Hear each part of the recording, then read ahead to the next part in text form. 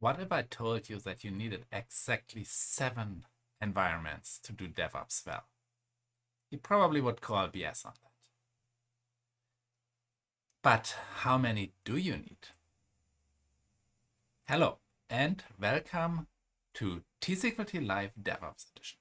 My name is Sebastian, and in this video series, I'm talking about what DevOps is, why it is important, how to get started, and also some more advanced topics. So no matter where you are at in your DevOps journey, there's something for you in here. So how many environments do you need?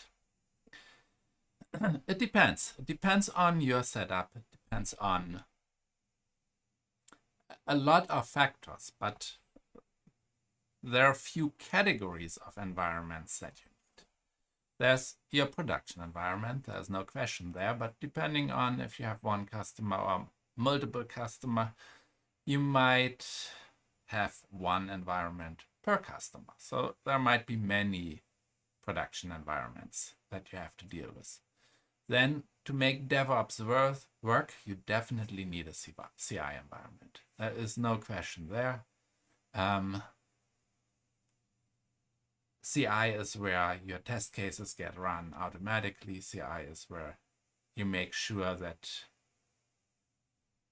all the changes you did integrate with each other, work well with each other. All the changes you did and other developers did in isolation. So CI is basically the backbone of DevOps. You also need still, even with automated testing, a QA environment. And that might or might not be different from a user acceptance test environment. So that might be one or two environments there. Then I wrote down here performance, which really that stands for any other test you might want to do that requires a full-fledged environment. That is performance testing, that might be pen testing, and so on. So that also might be one or more environments here.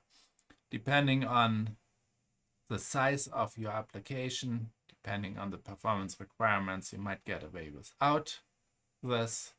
But if you have a bigger application, and particularly once you have had a big performance issue, you're probably going to want to have that type of environment. And then finally, you need a development environment. And if you remember one of my last videos, I talked about develop locally. Just to reiterate that you really need a development environment for each of your developers. So there you have it. That are the environment that I think you need to have to be successful in implementing DevOps. Let me know in the comments if you have different opinions, if you agree or disagree. If you have any questions, please leave a comment below. If you would like more content like this, please subscribe.